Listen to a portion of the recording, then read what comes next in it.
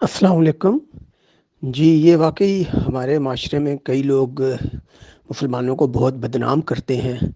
اور خاص کر پاکستانیوں کو بہت بدنام کرتے ہیں، اور یہ کہتے ہیں کہ دیکھو جی پاکستانی تو جھوٹے ہیں اور بے ایمان ہیں، فراڈیے ہیں۔ جبکہ امریکہ میں دیکھو، یا یورپ میں یا جاپان میں دیکھو کتنے ایماندار لوگ ہیں، اور وہاں پہ جرائم کی شرح بھی کتنے کم ہے، اور لوگ کاروبار میں بھی ایماندار ہیں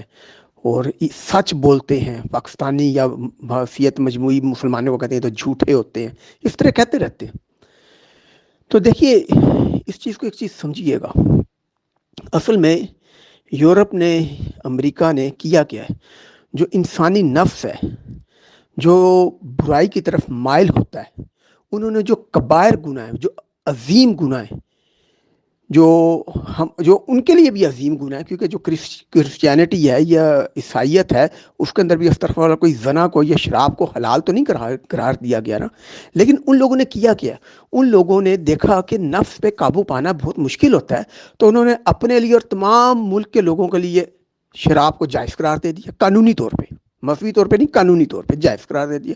کوئی زنا کرتا ہے، وہ ان کے لیے کوئی بڑا جرم ہے ہی نہیں۔ اگر لڑکا لڑکی اپنی رضامندی سے، ایک شادی شدہ عورت جو ان سے ہر دوسری رات کسی دوسرے عورت کے ساتھ گزارے، یا عورت جو ان سے کسی دوسرے مرد کے ساتھ گزارے، تو وہ ان کی نظر میں جرم نہیں ہے،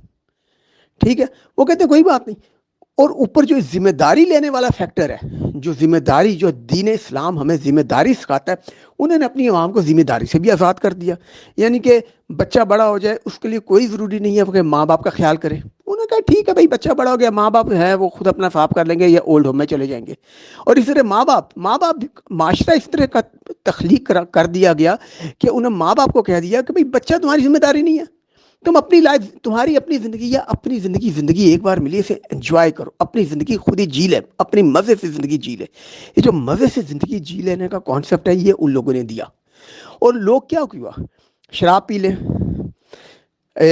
سیکس کر لیں،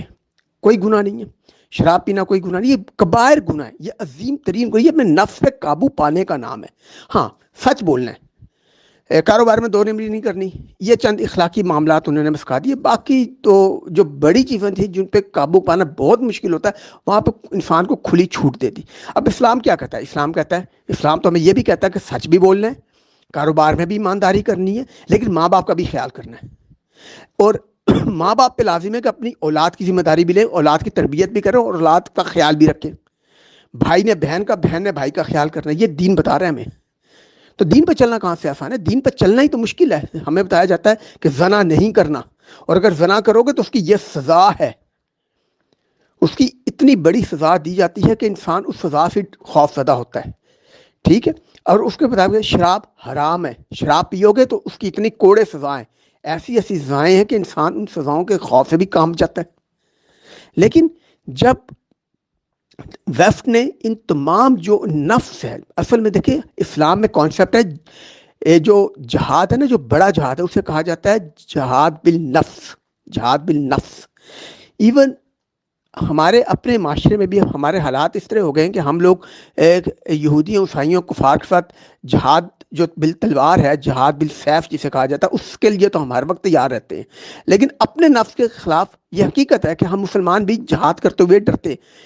اس سے گھبراتے ہیں، کیونکہ اپنے نفس کے خلاف جہاد، جسے جہاد اکبر کہا گیا ہے، جہاد اکبر کہا گیا ہے، یہ بہت مشکل ہوتا ہے۔ وہ کیا ہے؟ سچ بولنا،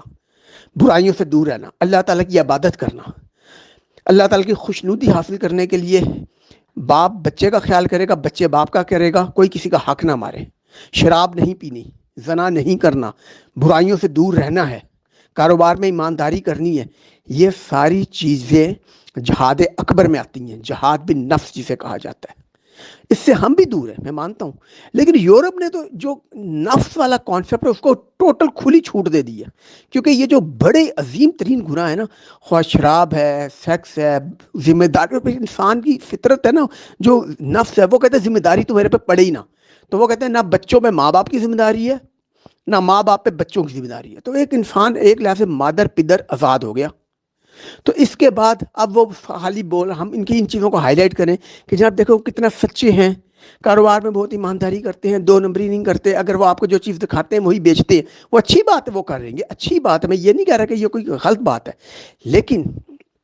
اللہ تعالیٰ کی مہربانی سے اگر مسلم معاشرے میں ہم میں کچھ کمزوریاں ہیں، میں مانتا ہوں وہ کمزوریاں ہیں،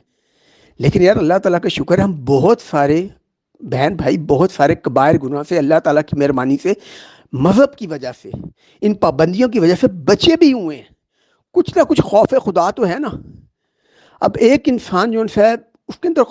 مجھے تو نہیں سمجھ میں آتی وہ کس طرح خوف خدا کا دعویٰ کر سکتا ہے جب شراب بھی پی رہا ہے، زنا بھی کر رہا ہے، مطلب اور ذمہ داری کا یہ عالم ہے کہ باپ بچوں کو اور بچے باپ کو نہیں پوچھ رہے، آزاد ہو گئے نا، مادر پدر آزاد۔ تو اس لیے دیکھیں ہمارے معاشرے میں کئی کمزوریاں ہیں، میں یہ نہیں کہہ رہا کہ ہماری جو کمزوریاں ہیں وہ ٹھیک ہے یا اس سے کوئی فرق نہیں پڑتا، ہمیں جتنی ہماری کمزوریاں ہمارے معاشرے میں، مانتا ہوں ایک بڑی تعداد ہے جو جھوٹ بولتی ہے،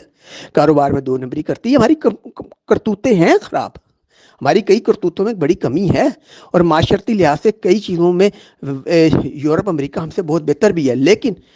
استغفر اللہ اپنے آپ کو اتنا بھی ڈیگریڈ نہ کریں اور مسلمانوں کی اتنی بھی تذلیل نہ کریں، اور امریکہ اور یورپ کے اس سے اتنے بھی متاثر نہ ہوں کہ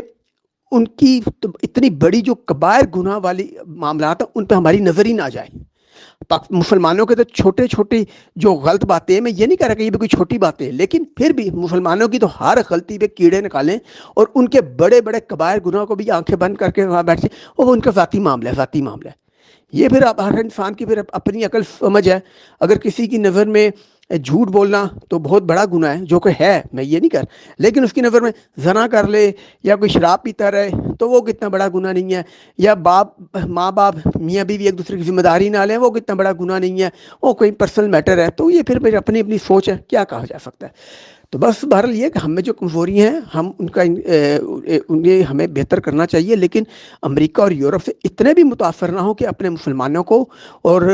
اپنے پاکستان کو اتنا زیادہ ذلیل کریں یا اس کو ڈی گریڈ کریں ایک دوسرے کو۔ تو بہرحال اللہ تعالیٰ بس نبی پاک صلی اللہ تعالیٰ علیہ وآلہ وسلم کے طفیل ہم سب کے تمام گناہوں کو معاف فرمائیں،